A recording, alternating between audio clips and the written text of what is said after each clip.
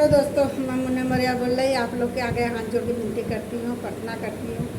आप लोग जो ना कि सपोर्ट करिए, सपोर्ट नहीं कर रहे हैं, गाना का तनको बढ़ नहीं रहा है मेरा। आप लोग से निवेदन करके हाथ जोड़ के करती हूँ, कम से कम लाइक सब्सक्राइब और कमेंट ज़रूर कर दीजिए कि गाना कैसा है कैसा नहीं। आप लोग बताएंगे तभी ना जानेंगे गाना कैसा है कैसा नहीं। चलिए ठीक है, सुना रही हूँ। हाजीपुर में लागला बाजार हो, बाजरिया देवरू जाए के पड़ी। हाजीपुर में लागला बाजार हो, बाजरिया देवरू जाए के पड़ी। उहाँ टिकावा बिचाला पतिया दारो, टिकौआ तो लियावे के पड़ी। टिकावा बिकाला पतिया दार हो, टिकौआ